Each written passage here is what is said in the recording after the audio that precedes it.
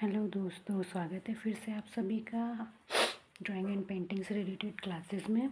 ठीक है, तो पिछली वीडियोस में हमने जो है अपनी काफ़ी सारी चीज़ों को कवर किया है, जिसमें हमने कला के बारे में पढ़ा है, मीडियम टेक्निक के बारे में पढ़ा है, संयोजन के सिद्धांत पढ़े हैं और हमने षडांग सिद्धांत भी पढ़ लिया है।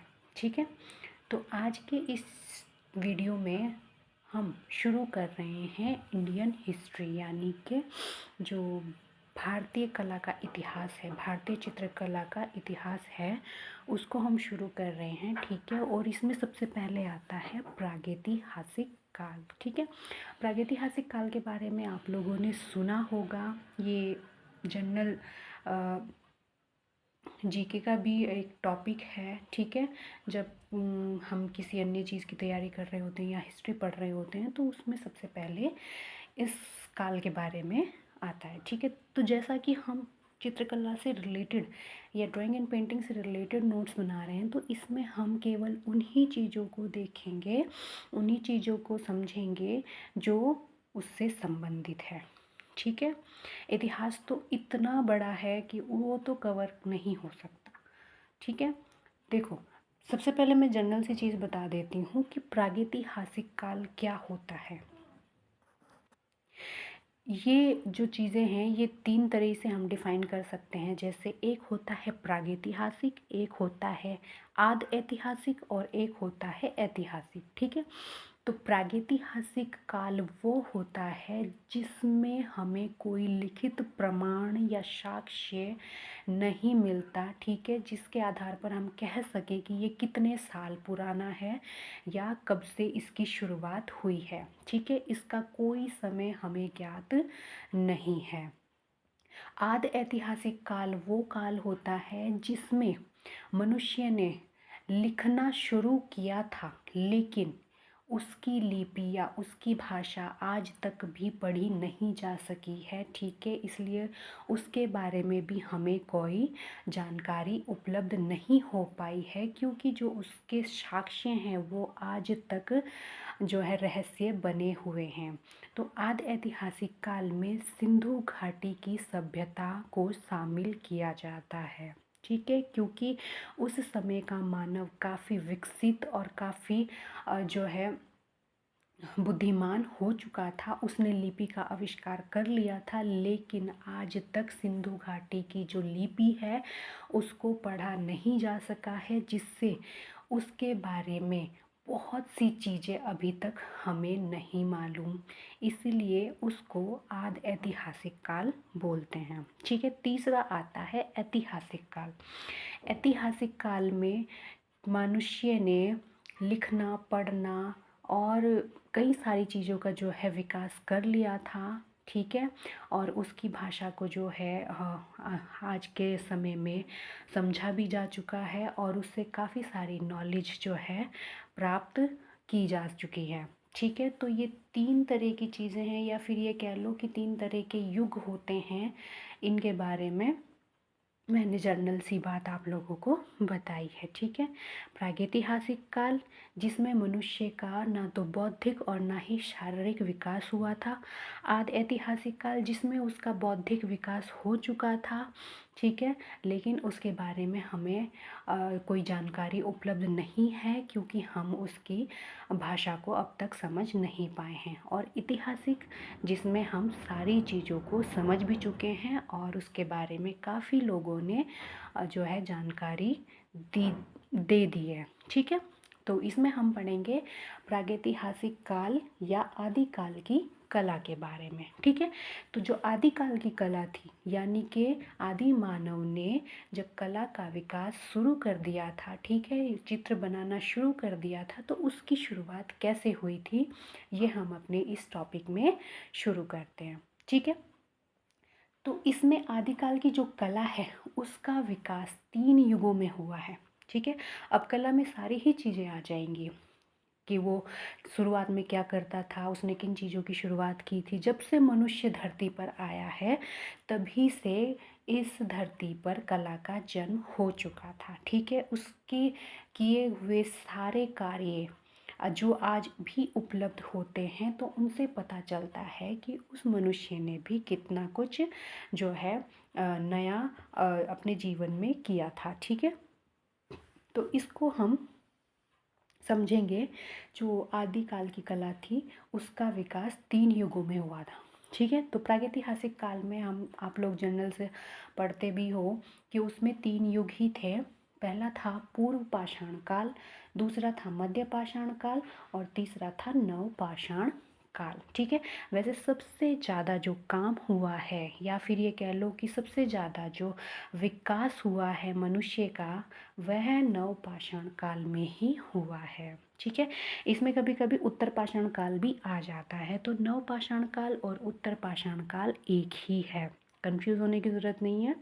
ठीक है, तो पढ़ते हैं पूर्व पाषाण काल या फिर पूर्व प्रस्तर युग जिसको कहते हैं। ठीक है, इसको इंग्लिश में मेगालिथिक एज बोला जाता है, जिसका समय 30,000 से 25,000 ईसा पूर्व माना गया है। ठीक है, यानी कि ये जो पूर्व पाषाण काल है, इसका जो समय माना है वैज्ञानिकों ने, वह 30,000 से 25,000 ईसा पूर्व माना है। ठीक है, इस समय का मनुष्य जो है, इस काल का जो मनुष्य था, वो प्राकृतिक निर्मित गुफाओं में रहता था तथा पत्थर व लकड़ी और हड्डी के मोटे और भद्दे औजारों का वह प्रयोग करता था। ठीक है, तो जब तक मनुष्य ने शिकार करना शुरू नहीं किया था, उससे पहले वो क्या था, एक जानवर की प्रजाति थी मनुष्य की भी, और वह जंगलों में पेड़ों पर इधर उधर रहता था, कंदमूल खाकर वह अपना पेट भरता था, कच्चा मांस खाता था।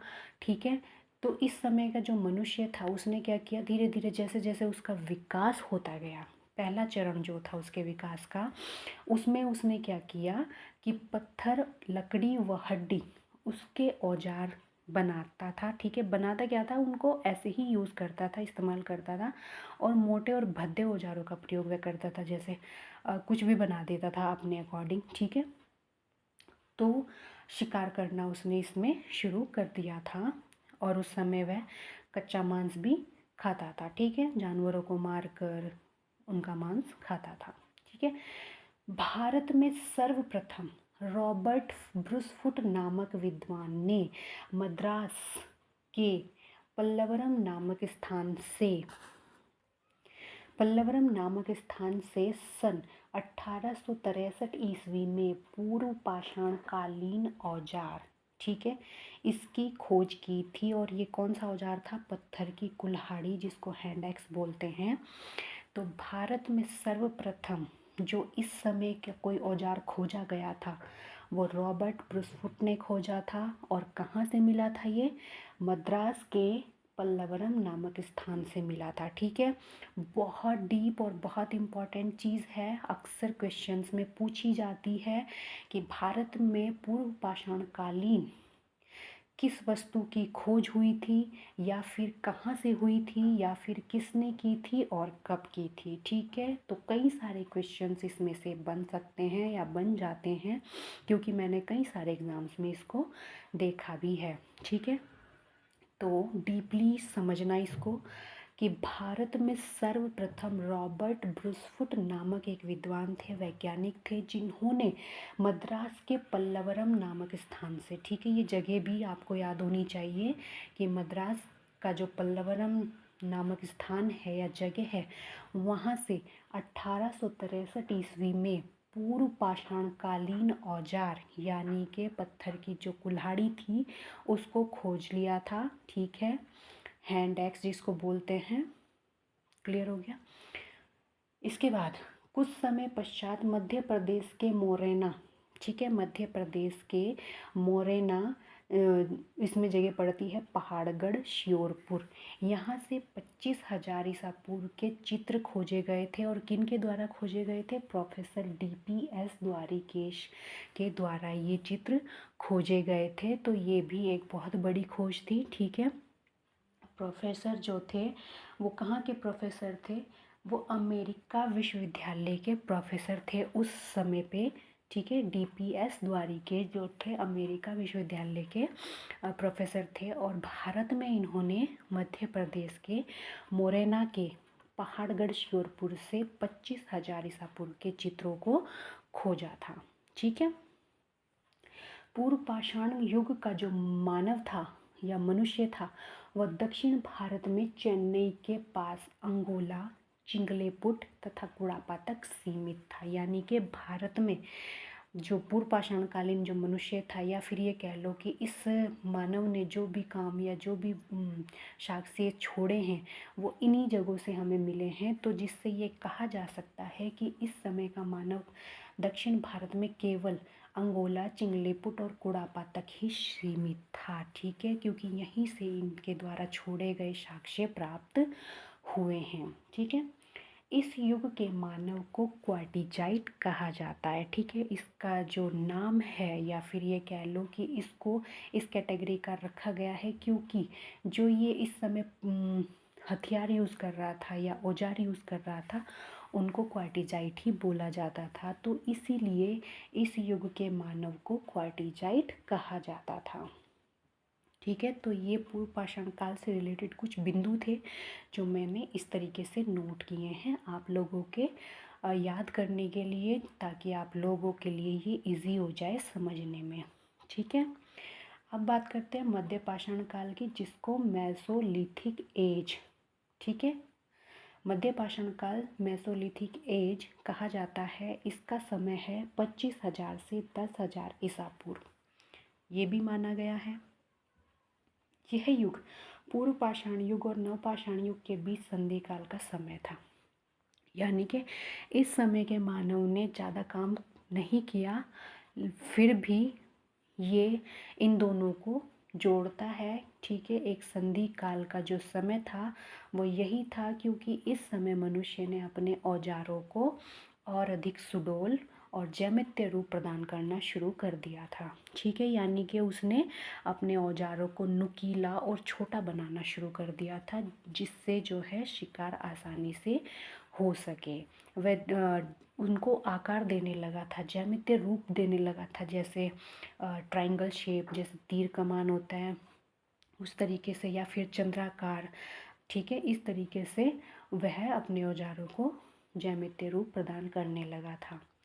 इस युग से संबंधित जानकारी सर्वप्रथम C.L. कार्लाइन द्वारा 1867 ईस्वी में दी गई थी। यानी कि इस समय की जो चीज़ें या चित्र या कुछ भी ऐसी वस्तु खोजी गई है वो कार्लाइल के द्वारा 1867 ईस्वी में खोजी गई थी। इसलिए इस युग से संबंधित जो सर्वप्रथम जानकारी दी थी वह इन विद्वानों ने दी थी। ठीक है। भारत में इस युग के मानव को माइक्रोलिथ कहा जाता था। ठीक है। क्लियर हो गया।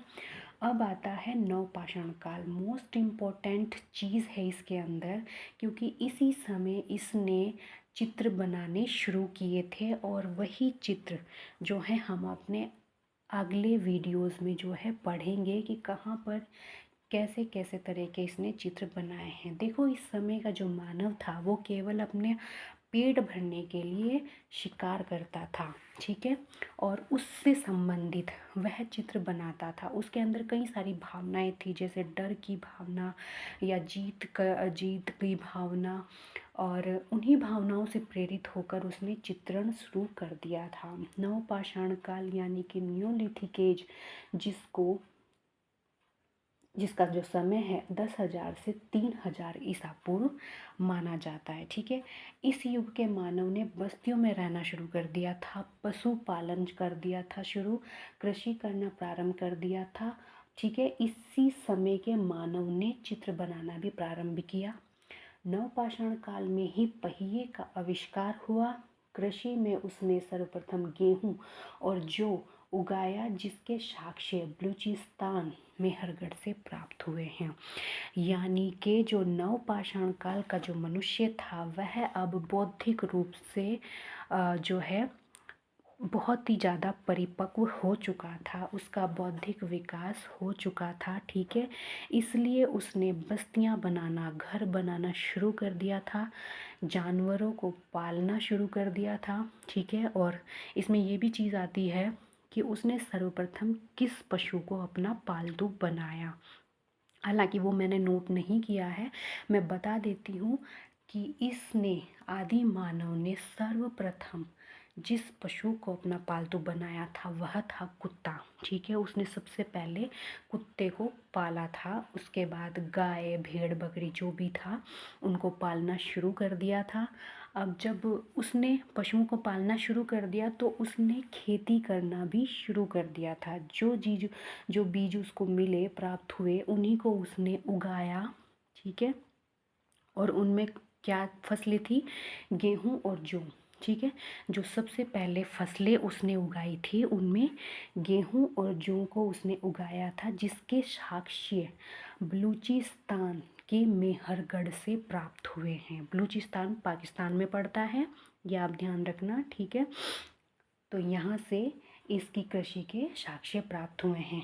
इसी समय पर पहिए का आविष्कार भी हुआ था, और इसी समय पर जो चाक होता है, चाक मतलब जिस पर मिट्टी के बर्तन बनाए जाते हैं, उसका भी आविष्कार हुआ था, क्योंकि इस समय के मानव ने बर्तन भांड बनाना भी प्रारंभ कर दिया था। मिट्टी के बर्तनों को बनाने की जो है प्रक्रिया शुरू हो गई थी, ठीक है। यहाँ पे उसने शुरुआत की थी, लेकिन काफ़ी हद तक वह सफल नहीं हो पाया। तो इसीलिए जो चाक का आविष्कार हुआ था वो नवपाषाण काल में ही हुआ था। वैसे तो इसमें और भी चीज़ें हैं, 2-4 पॉइंट और भी हैं जिसको अगली वीडियो में हम लोग कवर करेंगे, ठीक है। उसके बाद भारत में जो प्रागैतिहासिक काल या उसकी कला से संबंधित जो केंद्र हमें प्राप्त हुए हैं, या ठीक है, जिनके बारे में जानकारी या जिस तरीके के चित्र हमें प्राप्त हुए हैं, उनके बारे में हम अपनी इन वीडियोस में पढ़ेंगे, क्योंकि वही ज़्यादातर पूछा जाता है। जैसे उत्तर प्रदेश से कहाँ कहाँ से हमें ऐसे चित्र प्राप्त हुए हैं, मध्य प्रदेश से कहाँ से हमें ऐसे चित्र प्राप्त हुए हैं, या राजस्थान में कहाँ से हमें ऐसे चित्र प्राप्त हुए हैं।